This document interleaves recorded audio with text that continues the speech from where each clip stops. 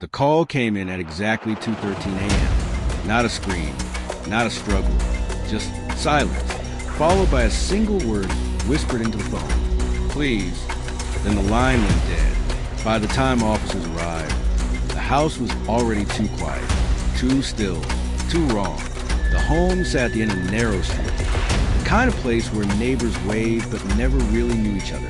A modest two-story building with warm yellow lights that, hours earlier, had suggested safety, comfort, routine. Now, the front door was slightly open. That was the first sign. The second was a smell, faint, metallic, unmistakable.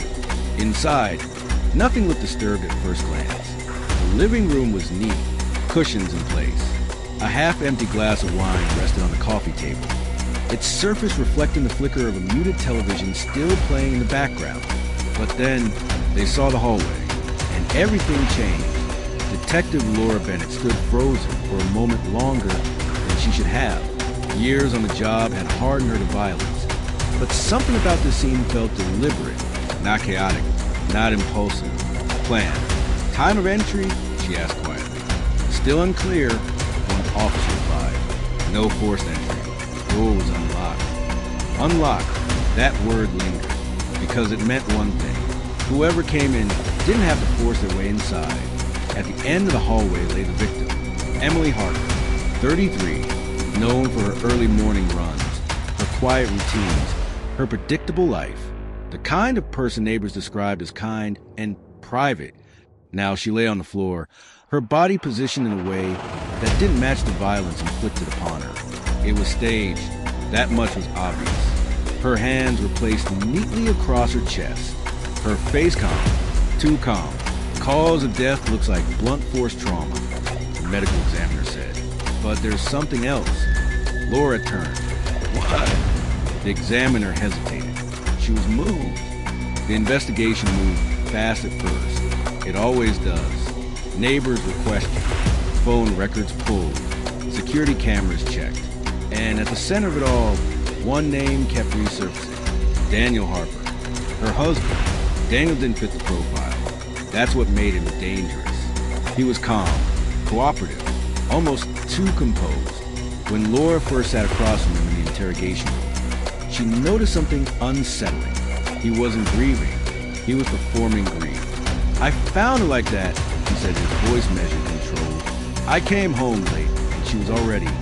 He stopped, lowering his head just enough, just the right amount. Not too much, not too little. It was almost perfect. Almost. What time did you get home? Laura asked. About 1:45 a.m. And the call at 2:13? Daniel blinked. Just once. Too quickly to notice, unless you were looking for it. I don't know anything about that. But Laura did, because that call hadn't come from Emily. It came from Daniel's phone. That was the first crack. The second came from something much smaller. Something almost invisible. A single detail buried in the timeline. Emily's fitness tracker. It recorded her movements automatically. Steps, heart rate, activity. According to the data, Emily had stopped moving at exactly 12:58 a.m. But Daniel claimed he found her nearly an hour later. That alone wasn't unusual. What was unusual was what happened after, at 1:32 a.m., 34 minutes after her recorded time of death. The tracker registered movement, not walking, not running, drag. Laura stared at the data, her mind racing. Someone had moved the body, and based on the timing, that someone was still inside the house long after Emily was already dead. When they brought Daniel back in, something had shifted. He could feel it. People like him always could. They think it's you now, Laura said plainly. Daniel didn't react. Not immediately. Then slowly, he leaned back in his chair. You're wrong, he said. But this time, it didn't sound like denial. It sounded like calculation. Then explain the call, Laura pressed. Silence. Explain why your phone called emergency services from inside the house. Daniel's jaw tightened. Still no answer. Explain why your wife's body was moved after she died. That's when it happened. The smallest change. A flicker behind his eyes. Not fear. Not guilt. Something else. something colder. You're focusing on the wrong thing, Daniel said quietly. Laura frowned. What does that mean? He leaned forward slightly, his voice lowering. You're asking what went wrong that night. A pause. Then, but you should be asking what was supposed to happen. The room went still. Laura felt it before she understood it. A shift, a realization just out of reach.